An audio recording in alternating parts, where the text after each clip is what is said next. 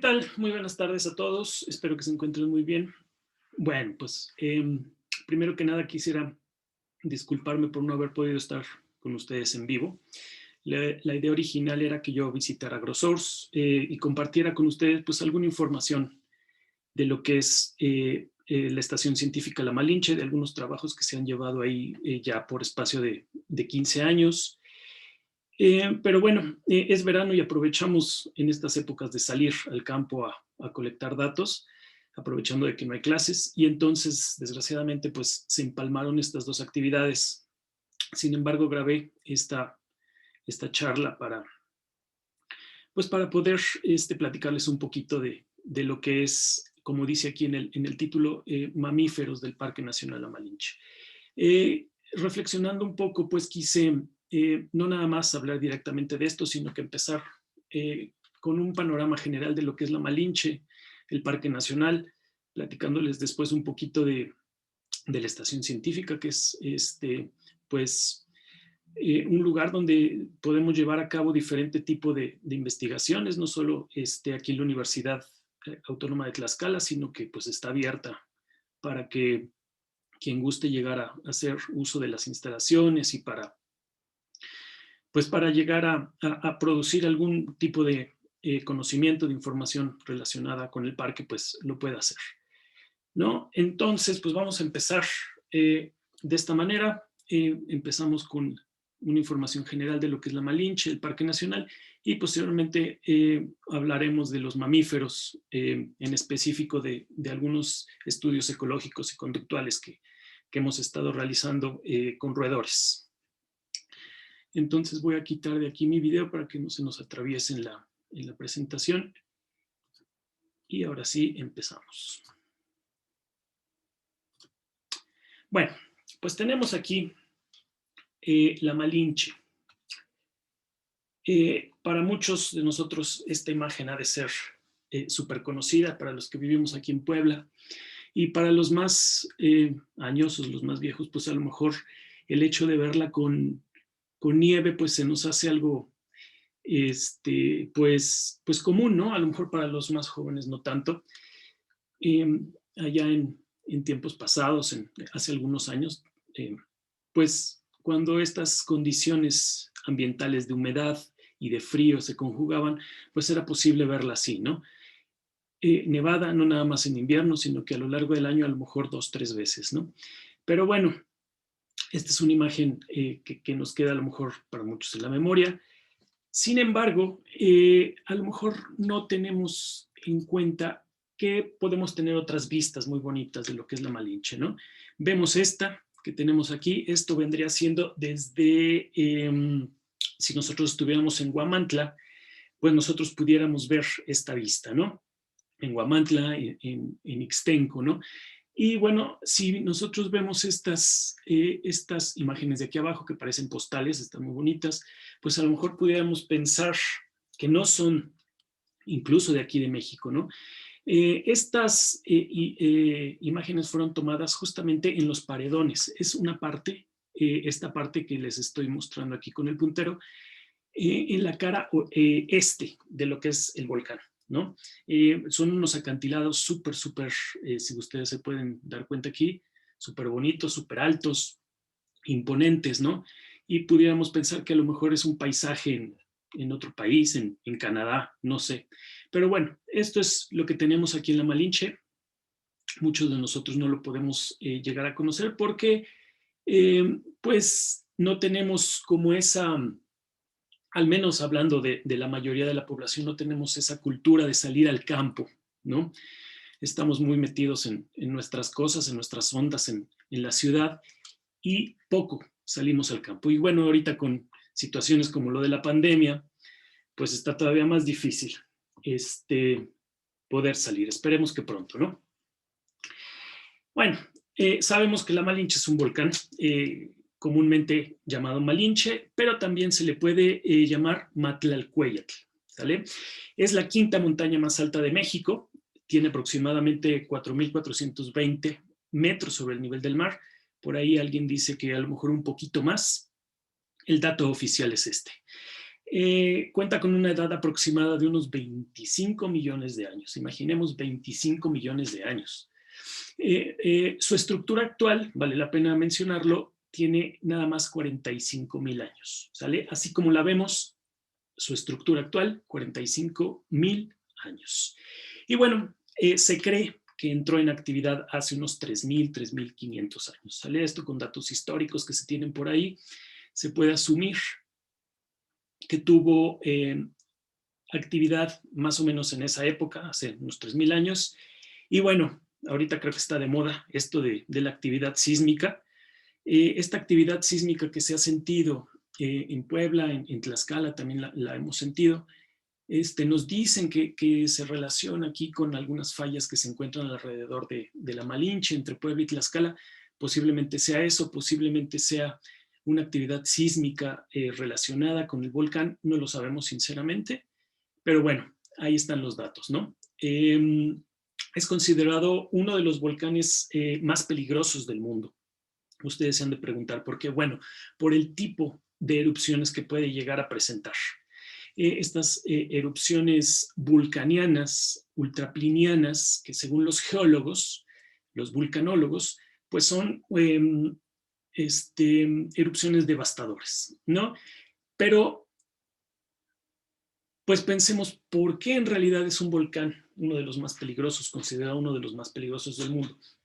Pues esto tiene que ver por el nivel de población, por el grado de población que existe alrededor de la Malinche. Tenemos ahí grandes centros urbanos, como ya lo comentaba, la ciudad de Puebla, Tlaxcala, ¿no?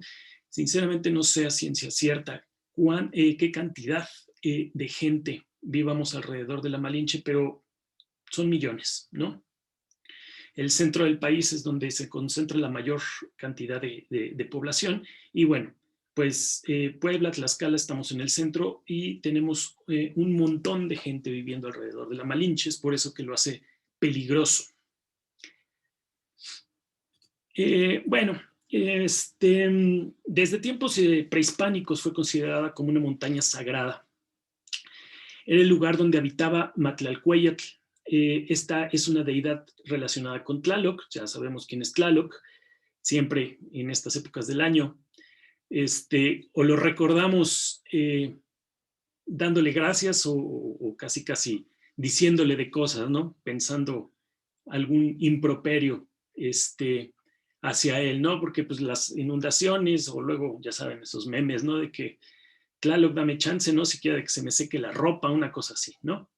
Bueno, esta Matlalcueyatl pues era una deidad relacionada con Tlaloc, ¿no? Obviamente por tratarse de las aguas, ¿no? Y esta deidad era guardiana de las aguas terrestres, ¿sale? En Matlalcueyatl, en náhuatl quiere decir falda azul, ¿no? Y bueno, de aquí la importancia de esta montaña, ¿no? Forma parte de la cuenca del río Guadalupe, del río Atoyac. Es por eso que es importante, ¿no? Esto para el abastecimiento de agua tanto para la ciudad de Tlaxcala como para Puebla y todos sus alrededores. En las inmediaciones del volcán La Malinche, bueno, pues encontramos el Parque Nacional La Malinche, ¿sale? Es que tenemos aquí señalado.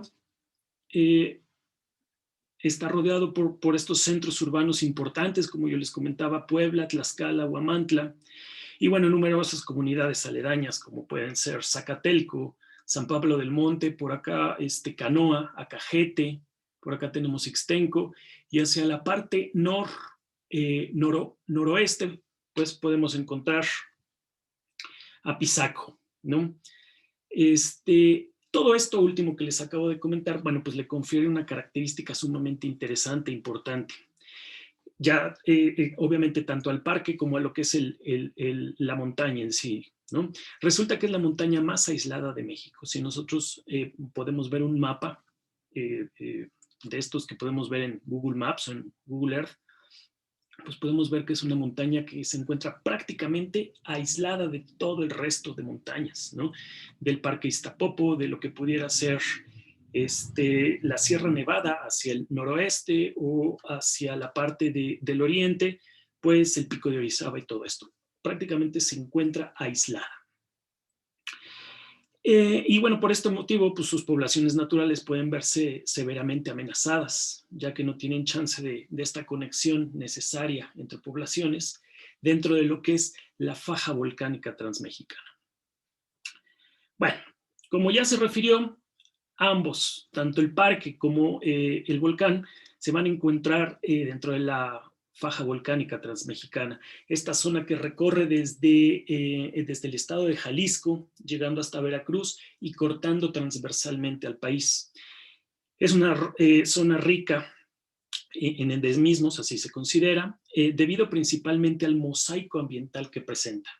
Estas llamadas islas del cielo, es decir, estos ecosistemas montañosos por arriba de los 3.000 metros y que presentan una complejidad evolutiva muy interesante, ¿no? Todo esto le confiere a la zona pues mucho interés, ¿no? Para los biólogos, para los geólogos que pueden estar trabajando ahí y poder entender todas estas dinámicas que se han dado históricamente.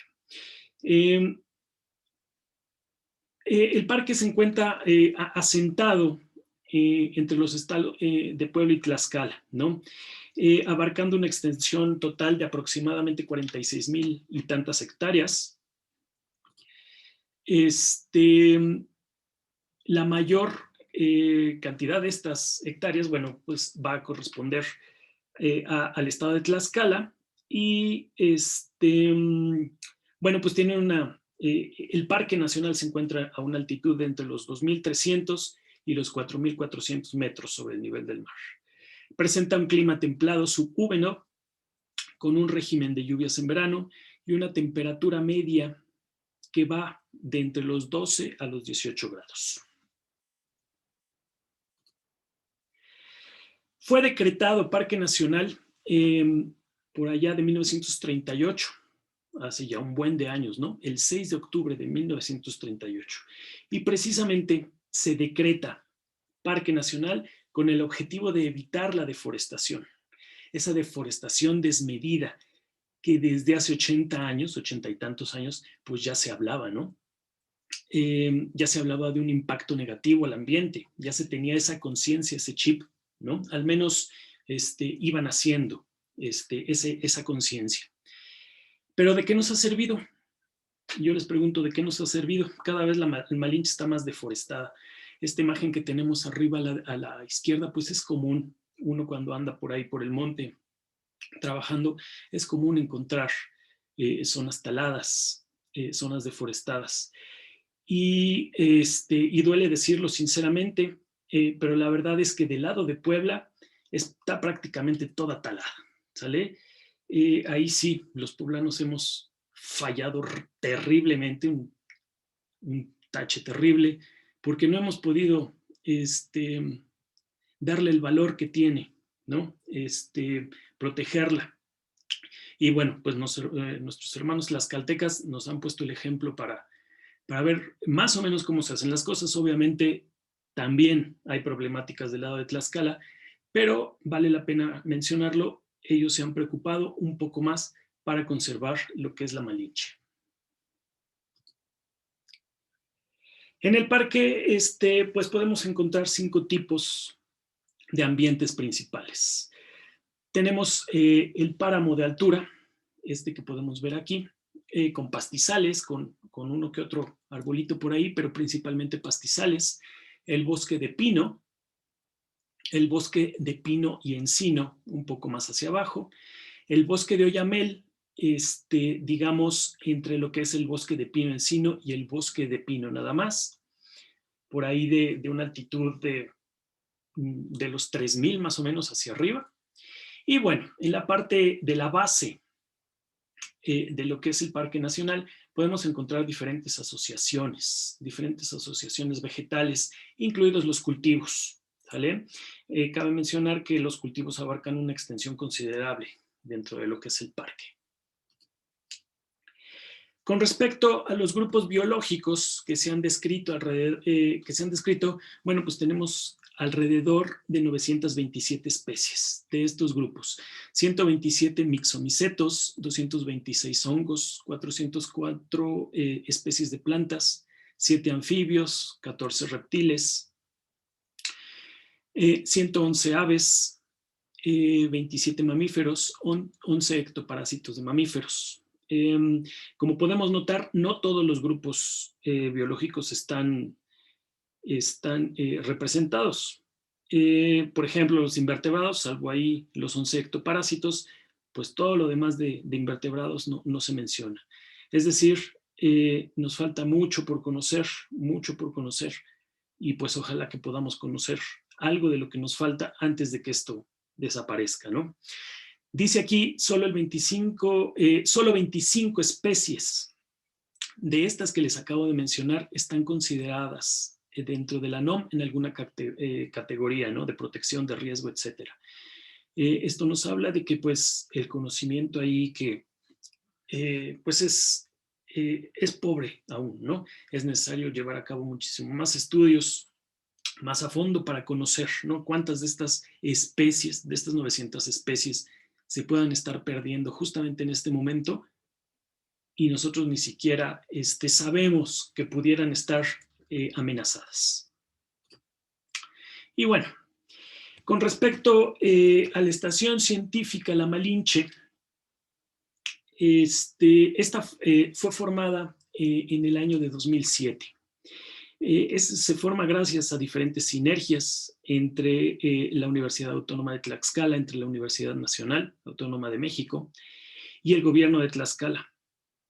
Esta se encuentra ubicada en la cara este de lo que es el volcán, en la denominada Cañada Grande. Ustedes se dan cuenta que esta barranca enorme que tenemos aquí, pues es un rasgo importante, un rasgo físico importante de la Malinche, denominada la Cañada Grande. Y bueno, justamente aproximadamente entre los 3.000, 3.100 metros sobre el nivel del mar, más o menos por aquí, por donde está el puntero, se encuentra ubicada la estación científica.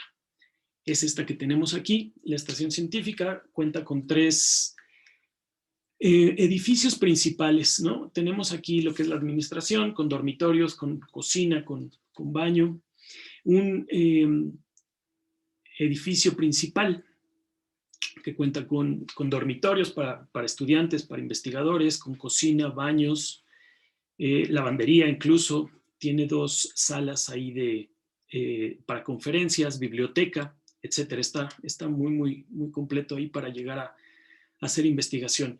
Y un tercer edificio, que vendría siendo el que les estoy mostrando en la imagen, con el puntero, pues es un laboratorio general donde se puede trabajar, donde se pueden hacer diferentes experimentos. Nosotros, en específico, nuestro grupo de trabajo, experimentos etológicos, alguna que otra taxidermia, etcétera, etcétera, ¿no? Entonces, como pueden ver, pues la estación está muy completa, lista para recibir a quien necesite llegar a hacer algún tipo de investigación por ahí. Y bueno, aquí donde se encuentra la estación, que cabe la pena mencionarlo, son terrenos del municipio de Ixtenco. El municipio de Ixtenco presta estos terrenos para que se edifique en 2007 esta estación.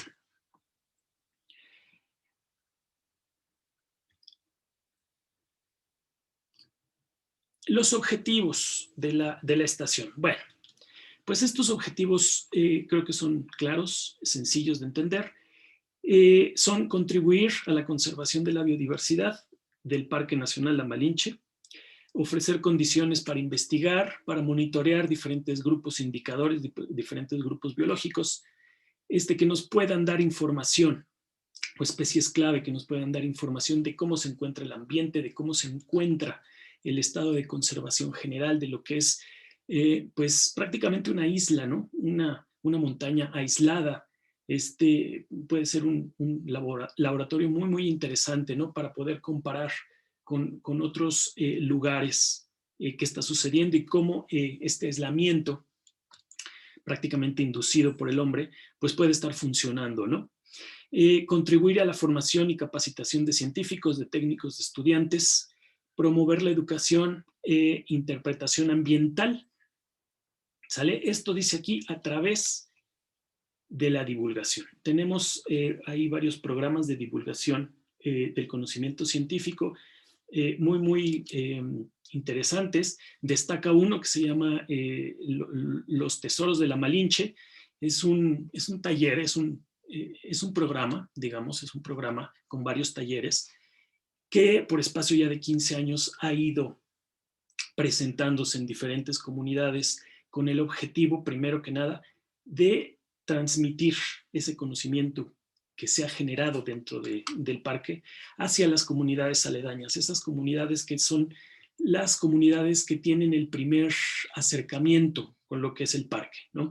Muchas de ellas todavía llegan a depender prácticamente, ¿no? Del parque, suben por leña, suben por hongos, suben para hacer aprovechamiento de alguna manera de los recursos que tenemos presentes ahí en la Malinche, ¿no? Entonces es básico que este tipo de programas pues se acerquen a las comunidades para poder tener una interacción, ¿no? Y obviamente estos saberes que tienen estas comunidades, Ixtenco es una de estas comunidades, es una de las últimas comunidades de origen otomí. Entonces tienen muchas pues muchas tradiciones relacionadas con lo que es la montaña y entonces hay una retroalimentación, ¿no? Nosotros entendemos muchas de estas cosas, las aprendemos y a su vez ellos pueden pues conocer algo de lo que nosotros hacemos ahí. Y bueno, contribuir al mantenimiento de los ecosistemas locales para promover el bienestar de la salud humana. Sabemos que si nuestro ambiente está sano, de ahí va a partir que estemos sanos nosotros. ¿Qué está sucediendo ahorita con lo de la pandemia? ¿Cuántas veces le hemos echado la culpa a los pobres murciélagos, no?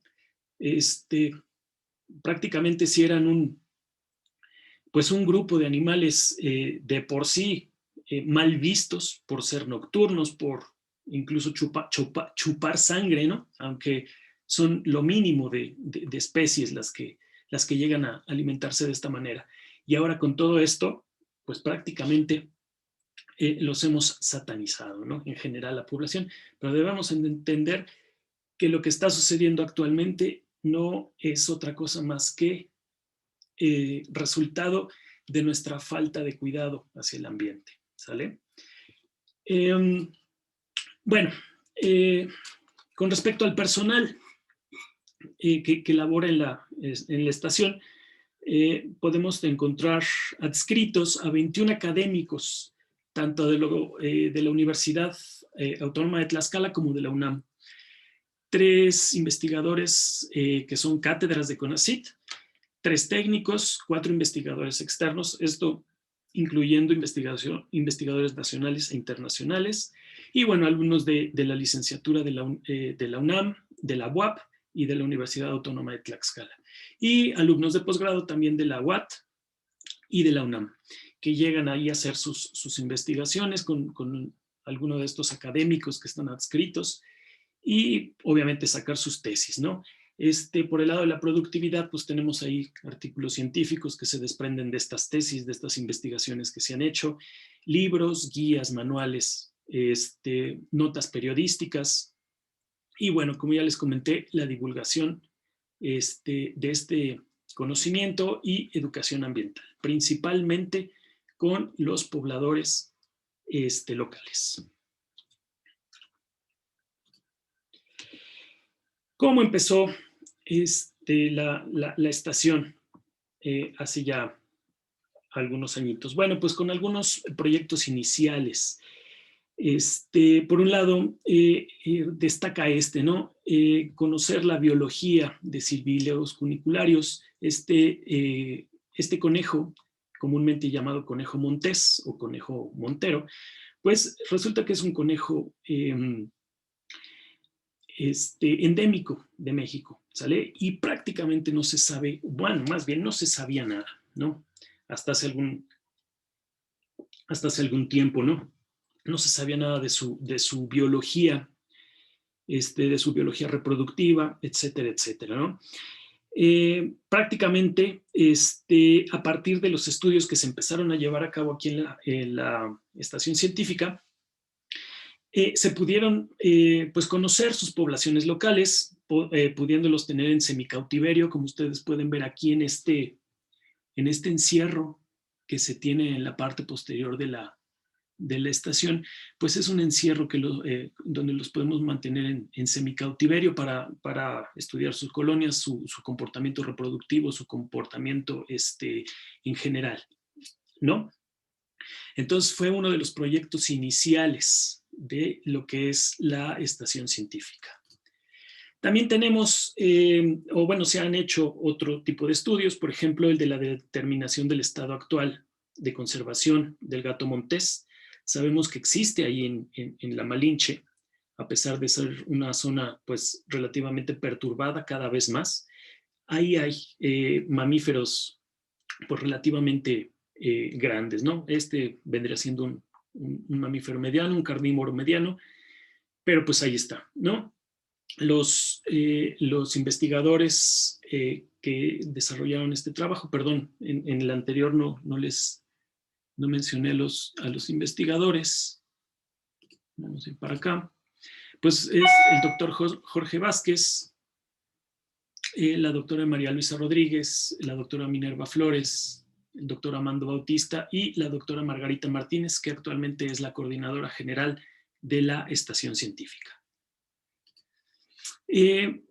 Con respecto al trabajo que se hizo con este gato montés, bueno, pues nuevamente el doctor Jorge Vázquez, la doctora Minerva Flores, Amando Bautista y Octavio Monroy. Esto fue a partir de fototrampeo, como podemos ver aquí, de identificación de diferentes rastros y estableciendo pues transectos, ¿no? Donde se pudieron colocar todas estas trampas para tener evidencia del gato. Y bueno, también otro tipo de estudios como este que también vale la pena destacar, la conservación y estudio de aves insectívoras mediante el uso de cajas nido. Esta es una técnica muy, muy interesante, muy padre, porque se pueden colocar estas cajas nido, que así le llamamos, en lugares estratégicos, ya sean conservados, ya sean impactados, y entonces se puede llevar a cabo un contraste, ¿no? De qué está sucediendo en partes impactadas, qué está sucediendo en partes conservadas. Y bueno, obviamente, como lo dice su nombre, las aves están utilizando estas cajas a manera de nido. Muchas veces con el deterioro ambiental, con la tala, pues las aves pierden oportunidades de reproducción porque no encuentran lugares donde anidar. De esta manera, pues se les está proveyendo ahí de cierta manera, ¿no? Pues alguna oportunidad, ¿no? Y bueno, pues ha sido interesante ver estos resultados de cómo ha funcionado este programa. El doctor Constantino Macías, del Instituto de Ecología de la UNAM, es quien ha encabezado estos trabajos, la doctora Cecilia Cuatianquis, René Beamonte y el doctor Amando Bautista. Y bueno, no todo es bonito, llega la parte medio difícil, ¿no? De trabajar en la parte del Parque Nacional. Existe un problema histórico, tal vez ya muy, muy conocido por todos, y bueno, desde tiempos inmemorables, ¿no? El agua, básicamente, ¿no? Resulta que las comunidades locales obviamente necesitan hacer uso, ¿no? De este recurso vital, y durante décadas pues ha habido una disputa, ¿no? Por el derecho, ¿quién tiene derecho al agua de la Malinche? Al menos, ¿quién tiene derecho al agua de la Malinche de ese lado, ¿no? De la cara este, ¿no? Unos dicen que les pertenece por derecho de antigüedad, otros dicen que es de ellos total, que siguen sin ponerse de acuerdo. Y lo más seguro es que así sigan, sin ponerse de acuerdo. En la parte superior de la Malinche, más o menos a esta altura, hay varios manantiales. Hay escurrimientos, hay por ahí algunos escurrimientos donde pues toda esa agua llegaba hacia las partes bajas de lo que es el volcán, de lo que es el parque, y bueno, estaba disponible para la fauna. Pero a partir de de principios del siglo pasado empezó toda esta problemática y empezaron a entubarla, ¿no? Si ustedes pueden ver esta fotografía que tenemos aquí, pues para allá, para 1903, pues eran mecanismos muy, muy rudimentarios que si bien ya existía ahí el impacto, la mano del hombre, pues no era tanto el impacto para la fauna, ¿no? Pero a partir de 1992 se empieza a entubar desde allá arriba y baja en tubos hasta las comunidades, ¿no? Haciendo algunos registros aquí y bueno, pues prácticamente la fauna local pues no va a tener oportunidad de hacer uso de este recurso, ¿no? Y sabemos pues que es un recurso básico, ¿no? ¿Dónde están tomando agua? Pues toda la fauna, ¿cómo le van a estar haciendo, no? Y nada más por la disputa entre humanos. Y bueno, ha sido interesante ver de qué manera se puede subsanar este problema, ¿no? No nada más con el diálogo con las comunidades, sino también tomando acciones directas. Se han implementado diferentes estrategias, una de ellas muy interesante es esta, ¿no? La de establecer estanques, ¿sale? Estas estrellitas que les presento yo aquí, pues son diferentes estanques a diferentes altitudes dentro de lo que es la Cañada Grande. La estación científica más o menos estaría por aquí. Y bueno, con esto se pretende que exista una manera de que la fauna local pueda hacer uso de esta agua, ¿no? Ya llevan ahí, pues, ya algún tiempo considerable. El dato exacto de cuántos años no lo sé. Pero bueno, continuamente se están monitoreando. Estos estanques que tenemos aquí con cámaras trampa para saber quién hace uso y cómo se le está dando este uso por parte de la fauna, ¿no? Aquí podemos ver que pueden ser mamíferos medianos, incluso pues pajaritos, ¿no? Aves pequeñas que están haciendo uso de este recurso. Y bueno, ha sido interesante darnos cuenta que lo que más sale en las cámaras trampa relacionado a estos estanques, pues son los perros, ¿sale? Notamos entonces que la fauna doméstica se está metiendo al Parque Nacional, ¿no? Y imagínense toda esta problemática, toda la problemática que se puede desencadenar, ¿no? Conviviendo fauna doméstica con fauna silvestre, pues prácticamente en las fotografías a veces únicamente salen perros, ¿no? Entonces esto nos habla de que pues, existe un problema. Podemos pensar qué tipo de problemas, pues fácil, o sea, el hecho de que conviva fauna local, fauna silvestre con fauna doméstica, pues puede haber ahí transmisión de enfermedades, transmisión de parásitos, etcétera, etcétera, ¿no? Aparte de que al ser montones de perros, jaurías grandes de perros que se están metiendo a lo que es el Parque Nacional, pues pueden estar funcionando como competidores, ¿no?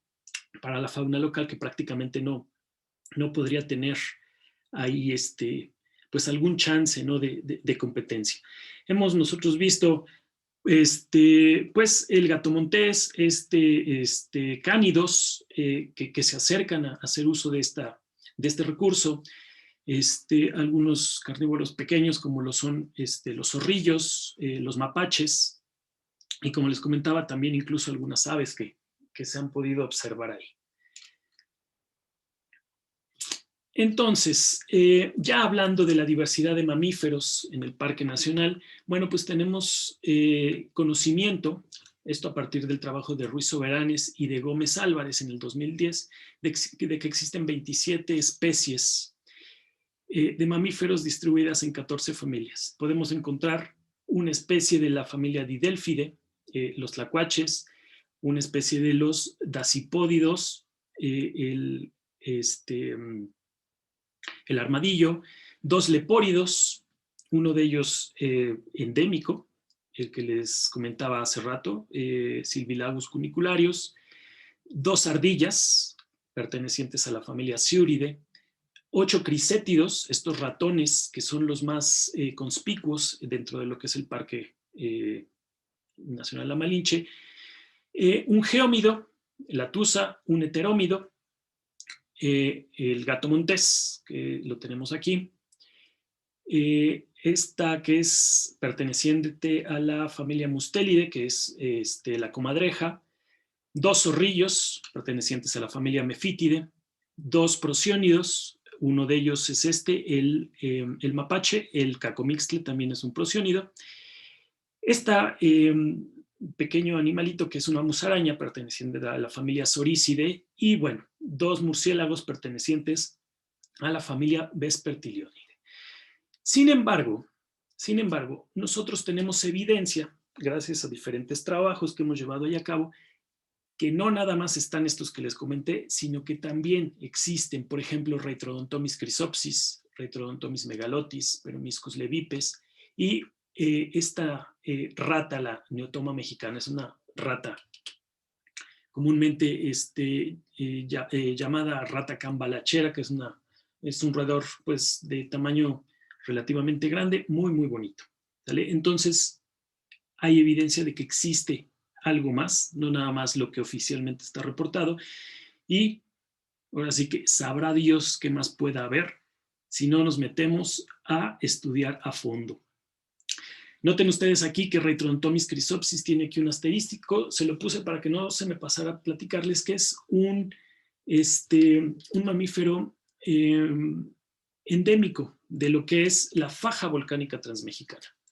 No nada más de México, sino de la faja exclusivamente. Y bueno, de estas 31 especies que les acabo de comentar, bueno, van a representar el 40.3%, perdón, de las especies reportadas para el estado de Tlaxcala. Y de estas, de este 40.3%, bueno, 6 de ellas van a ser endémicas de México. Reitrodontomis chrysopsis, el que ya les había comentado, Sorex oreopolus, que es esta musaraña, y Neotomodon alstoni, ¿sale? Todos ellos, todos estos que tenemos aquí, los 6 endémicos de México, los que tienen el asterisco endémicos de lo que es la faja. Noten aquí este roedor, Neotomodon alstoni, más adelante vamos a platicar de él. Es muy interesante lo que sucede con este roedor aquí en la Malinche.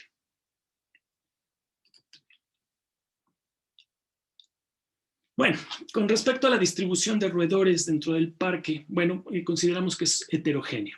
Encontramos a 2 especies en los pastizales. Recuerden ustedes que los pastizales eran las partes más altas de lo que es el volcán, 12 en los bosques, bosque de pino, encino, oyamel, y 2 más en los cultivos.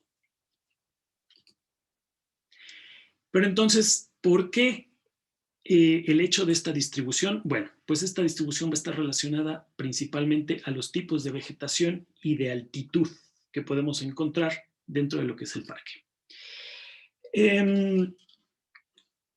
Como ya dijimos, la composición de los ensambles de roedores va a estar definida por la estructura del hábitat, ¿sale? La cual tendrá impacto directo en rasgos como lo pueden ser la dinámica poblacional, la estructura de los ensambles, la composición de estos ensambles de ratones, de roedores, la disponibilidad de los recursos, de los territorios, pero principalmente la presencia de especies ecológicamente similares y la talla de estas, ¿no?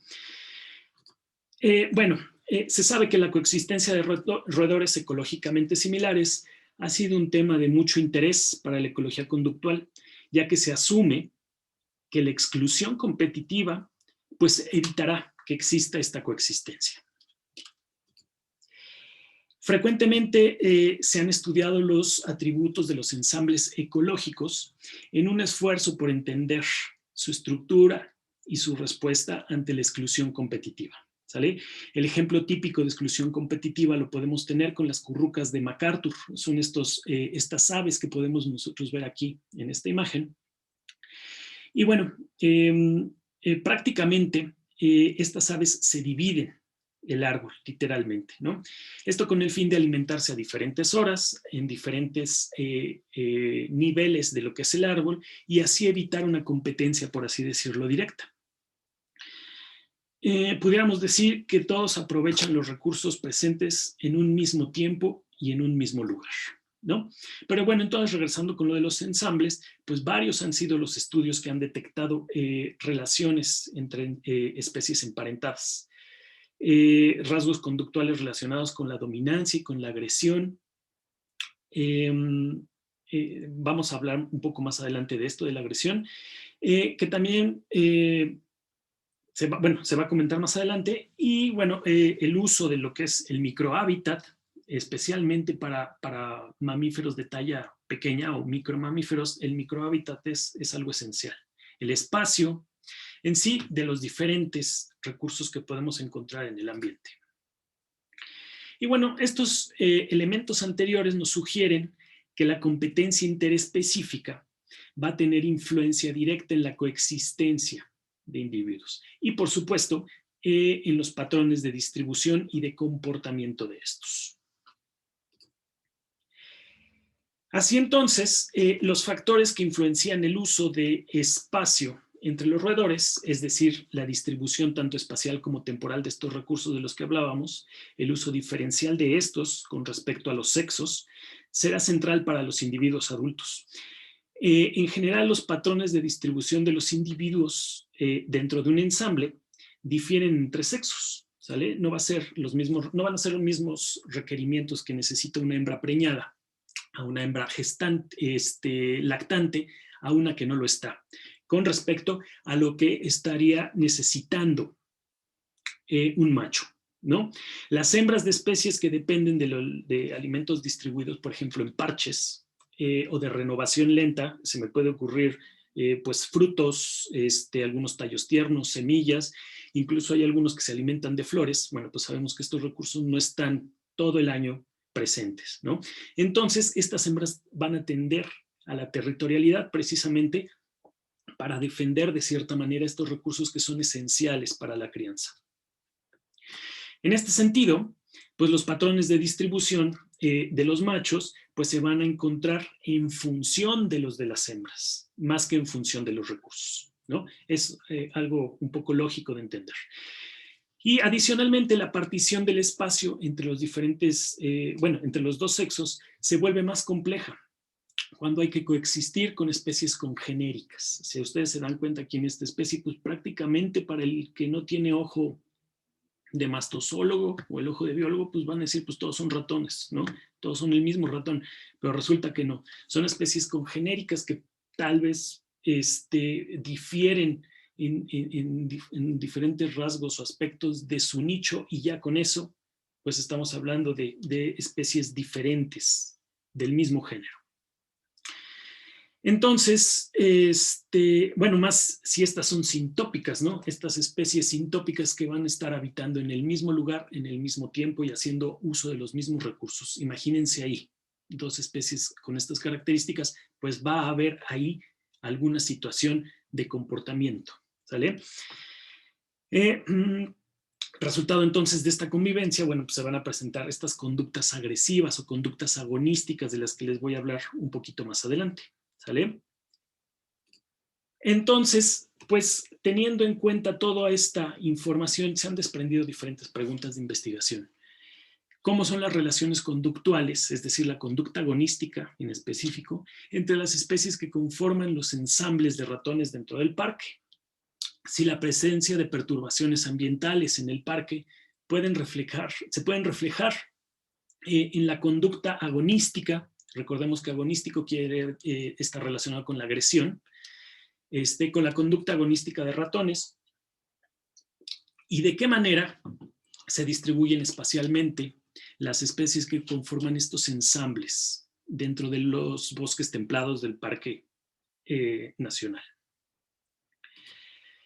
Con respecto a la primera pregunta, pues se llevó a cabo un trabajo de tesis donde se exploró la conducta agonística interespecífica de Peromyscus difficilis. Este Peromyscus difficilis es un ratón de talla, digamos, más o menos grande. Es este que tenemos por aquí. Es poco frecuente encontrarlo con Neotomodon alstoni. ¿Recuerdan aquel que les dije del que íbamos a hablar y que es endémico de la faja volcánica? Bueno, resulta que es este que tenemos por aquí. Este es el de mayor talla. Y bueno, este Peromyscus difficilis se va a encontrar en proximidad con Neotomodon alstoni. Ojo, los dos casi del mismo tamaño y se van a encontrar cerquita, ¿sale? Seguido de Microtus mexicanus, Peromyscus melanotis y Retroodontomys fulvescens, que vendría siendo uno de los más chiquitos. Ojo también con este porque es interesante lo que puede llegar a suceder. Bueno, para llevar a cabo estos estudios, pues se colocan trampas dentro de lo que es el bosque de pino encino, por ahí de los 2.800 metros. Esto dentro del Parque Nacional, para poder capturar estos ratones y poder llevar a cabo algunos experimentos de conductas agonísticas. Nosotros ponemos un entramado de este tipo de trampas, gradillas de captura, como nosotros le llamamos, para poder colectar, gracias a estas cajitas que tenemos aquí, que se llaman trampas Sherman, a los individuos. Cabe mencionar que no se mueren, ¿sale? Quedan aquí vivos. Y posteriormente que los capturamos, los llevamos a los laboratorios, al laboratorio de la estación, para poder llevar a cabo estos experimentos conductuales dentro de estas como cajas circulares que nosotros les conocemos como arenas neutrales. Prácticamente los ponemos aquí a que interactúen y nosotros observamos de qué manera interactúan relacionando sus conductas con ataques, persecución o retiradas. Bueno, ¿qué pudimos encontrar? Prácticamente encontramos que la persecución entre Peromyscus difficilis y Neotomodon alstoni es mutua. Lo podemos observar aquí en esta parte de la gráfica. Cuando Peromyscus difficilis es focal, es decir, nos enfocamos a ver cómo responde con Neotomodon alstoni, y al revés. Cuando nos enfocamos a ver cómo Neotomodon alstoni va a responder con respecto a Peromyscus difficilis. Prácticamente sería la misma pareja, pero teniendo como focales a las diferentes especies. Y entonces lo que podemos observar, tanto aquí como donde les estoy señalando como acá, es que prácticamente existe una persecución mutua. Esto quiere decir, esto se puede relacionar a que ambas especies pueden llegar a ser dominantes y hacen valer su dominancia de esta manera, persiguiéndose. A diferencia, por ejemplo, de las otras especies. Por ejemplo, si vemos aquí a Peromyscus difficilis cuando se enfrentó a Microtus mexicanus. Bueno, Microtus mexicanus es una especie un poquito más chiquita. Entonces aquí vemos que prácticamente hay poca persecución. Tenemos por otro lado el hecho de que Peromyscus melanotis y Retroodontomys fulvescens, los dos más chiquitos, se retiran, ¿sale?, ante Peromyscus difficilis. Lo podemos ver aquí. Lo podemos ver aquí exactamente. Cuando Peromyscus melanotis se enfrenta al difficilis, pues prácticamente se va a retirar. Va a decir, este grandote, yo no quiero tener problemas con este, me retiro. Y Retroodontomys fulvescens, pues lo mismo, ¿no? Se va a retirar. Entonces, de esta manera nosotros podemos darnos cuenta cómo más o menos está funcionando tanto el tamaño como las características, como la biología de cada una de estas especies, para entender por qué se encuentran juntos, por qué no se encuentran juntos. Aquí el hecho interesante es que Peromyscus difficilis y Neotomodon alstoni, a pesar de ser especies de talla grande, nosotros esperaríamos que si son especies muy similares, pues tendieran a excluirse una de otra. Mientras yo esté más lejos que tú, o ambos estemos lejos, pues la vamos a llevar mejor, ¿no? No nos encontramos, no nos peleamos. Pero ¿por qué entonces los estamos encontrando tan cerca? Bueno, es necesario también conocer la biología de las especies. Peromyscus difficilis es considerado como semiarborícola. Y entonces recordemos lo de las currucas de MacArthur. Estando en el mismo lugar, en el mismo tiempo, se dividían los diferentes niveles del árbol. Entonces, prácticamente podemos pensar que se pudiera estar dando algo así. Neotomodon stoni, restringido al suelo, Peromyscus difficilis, les digo que es semiarborícola, a lo mejor pueden estar al mismo tiempo, en el mismo espacio, pero uno en el suelo, otro en el árbol y se acaba el problema. Tenemos otro estudio, de la conducta agonística interespecífica de Neotomodon stoni en diferente calidad del hábitat, ¿sale? Aquí lo que evaluamos también fue la conducta con la calidad del hábitat, si está impactado, si no está impactado.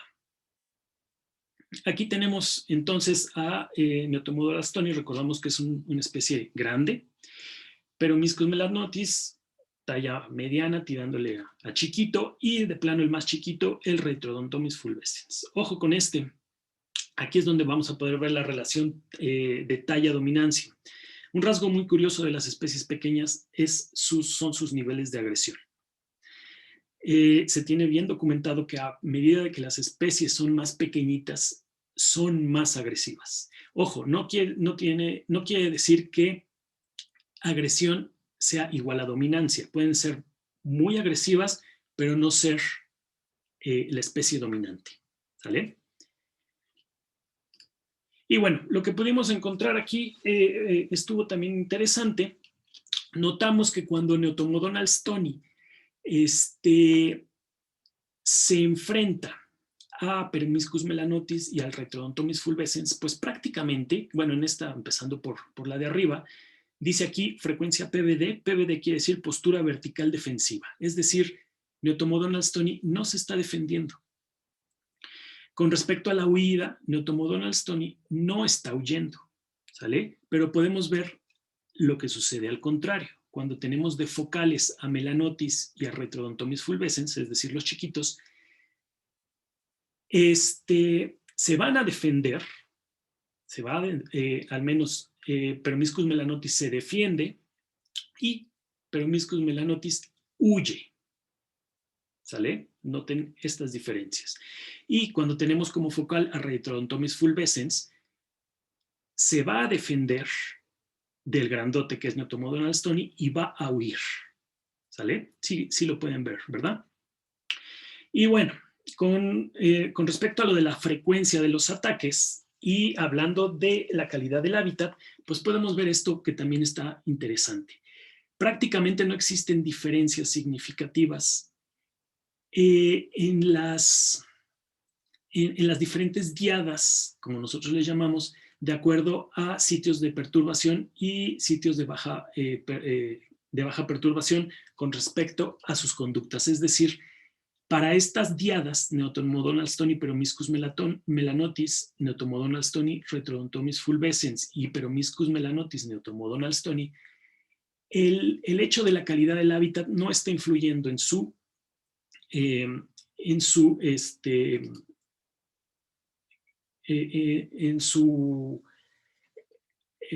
comportamiento agresivo. Sin embargo, cuando nosotros tenemos de focal a Retrodontomys fulvescens contra Neotomodon stoni, aquí sí vemos una diferencia significativa.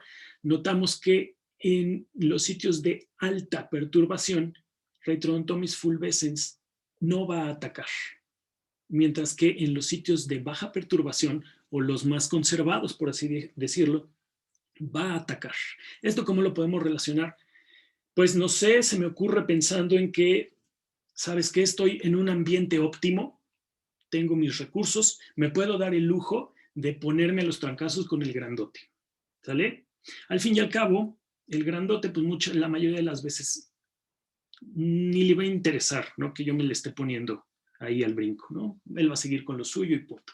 A diferencia de en un ambiente de perturbación, pues si ya estoy en un ambiente perturbado, que eso se puede traducir en pocos recursos, pues o utilizo esta energía que tanto me cuesta obtener en pelearme, en ponérmele al grandote, o de plano lo ignoro y esta energía que tengo la voy a utilizar para seguirme alimentando, ¿no? Es algo que se me ocurre. de esa manera podemos pensar más o menos o tratar de explicar lo que puede estar sucediendo aquí. Entonces, pues concluimos que la perturbación influye en lo que es la conducta. Y bueno, como conclusiones tenemos que la relación conductual entre las especies de ratones es variable y dependiente de su identidad. La talla de los individuos juega un papel en la conducta agonística, ¿sale? Entre los ensambles de roedores. Y bueno, en el Parque Nacional La Malinche, la relación conductual entre los individuos de los ensambles puede ser modificada ante las perturbaciones ambientales. Ya para terminar, un estudio más, buscamos documentar la distribución espacial interespecífica con respecto al sexo. Esto para conocer el uso de espacio diferencial entre machos y hembras de estas diferentes especies que tenemos aquí, de estas 5 especies que tenemos aquí. Lo llevamos a cabo durante secas y durante lluvias en el pastizal aledaño a lo que es la estación científica. Los objetivos fueron estos que tenemos aquí. Si gustan los pueden leer. Esto principalmente, bueno, cabe mencionar que esto es un trabajo que se está llevando a cabo. Aún no está terminado, pero aquí tengo algunas cuestiones interesantes que han salido. Finalmente no pudimos incluir a Microtus mexicanos, Peromyscus melanotis ni Reitrodontomys chrysopsis debido a su poca abundancia durante el periodo de muestreo, es decir, entre los meses de agosto del 2018 y julio del 2019. Nos quedamos con Neotomodon alstoni y Reitrodontomys fulvescens. Que pues sí presentaron las suficientes abundancias para poderles hacer este seguimiento e identificar sus patrones espaciales. Aquí podemos ver que las capturas fueron muy homogéneas, ¿saben? En cuanto a números. No tanto las recapturas, ¿sale? Ya que en Neotomodon alstoni tuvimos un total de 162, mientras que de Reitrodontomys fulvescens 117 recapturas. Analizando tales recapturas, pues nos dimos cuenta de algo súper interesante, esto que tenemos aquí abajo. La mayoría de las capturas para ambos sexos y para ambas especies ocurrió durante la temporada seca. Esto que vemos aquí es la temporada seca. Y es algo, digo, interesante porque normalmente nosotros esperamos, y es algo que se ha visto, que durante la época de lluvia es cuando hay mayor recursos, mayor número de recursos y por lo tanto mayor abundancia de estos animalitos, cosa que nosotros no pudimos ver. Entonces únicamente nos quedamos por el momento con los datos de la temporada de secas.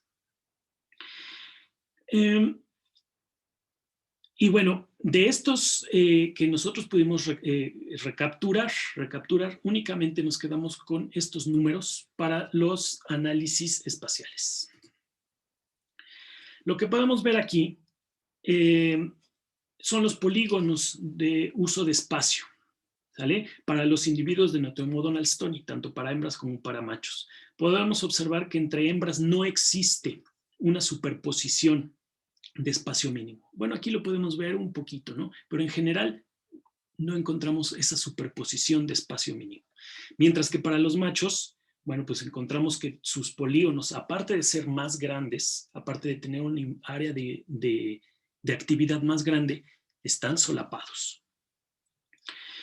Esto se puede ver comparando las áreas máximas de uso de espacio, ¿sale? Lo podemos notar aquí con 303 metros cuadrados para una hembra, mientras que un macho se movió en aproximadamente 4.600 metros cuadrados. Es algo, pues, muy conspicuo, ¿no? De poder observar. Y más o menos pasó lo mismo para Reitrodontomys fulvescens, esta especie chiquita, ¿sale? Esta peleonera. Para las hembras, pues vamos a ver que prácticamente no existe solapamiento de espacio de estas áreas que están utilizando, mientras que los machos van a tener un solapamiento total, ¿no? Estos machos van a tener sus áreas de influencia traslapadas con la de los demás machos, pero no las hembras, ¿sale? A pesar de que vemos aquí una hembra que tuvo una área de influencia relativamente grande, podemos ver que las áreas sus áreas de influencia o de movimiento pues son prácticamente del mismo tamaño, tanto de hembras como de machos. Destaca, como les digo, esta hembra que tenemos aquí, que tuvo alrededor de 2,000 metros cuadrados de influencia, ¿no? Entonces, pues más o menos esto es lo que estamos haciendo. Ahorita lo que sigue es calcular esta función del kernel para identificar gradientes de densidad de capturas, para conocer los centros de actividad de los individuos, que nos va a dar más datos para poder conocer pues, estos comportamientos espaciales, la función bivariada de Ripley para determinar las asociaciones entre sexos, tanto a nivel intraespecífico como a nivel interespecífico. Cómo está jugando pues, la situación de la talla, la situación de ser de diferente especie, para tener a dos especies tan contrastantes, una grandota, una chiquita, en el mismo espacio. Y bueno, analizar los experimentos conductuales de dominancia y de agresión que ya tenemos para correlacionar estos patrones espaciales con rasgos como la territorialidad. Ya para terminar, pues les presento aquí algunas imágenes del grupo de trabajo. El doctor Jorge Vázquez, él se encarga de ecología de carnívoros y ecología conductual de pequeños mamíferos. La doctora María Luisa Rodríguez se encarga de la biología conductual y reproductiva de los mamíferos. La doctora Minerva Flores, ella explora ecología de mesocarnívoros y de pequeños mamíferos también. Y el doctor Fernando Aguilar, que se encarga de la ecología de ectoparásitos relacionados a mamíferos.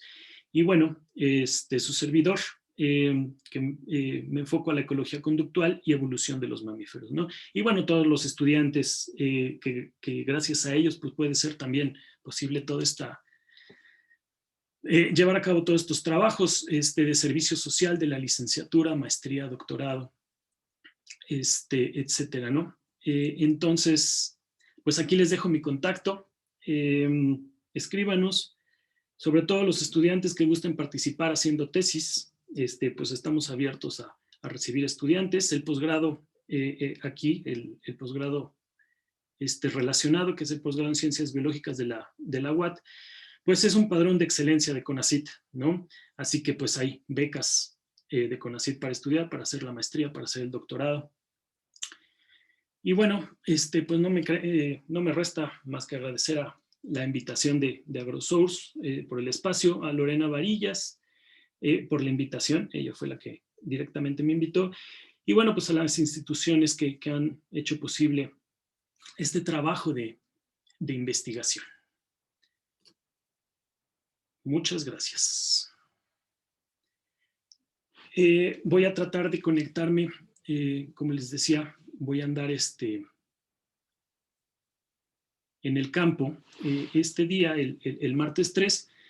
Entonces voy a tratar de conectarme a la hora para responder alguna pregunta que pudieran tener acerca de la charla.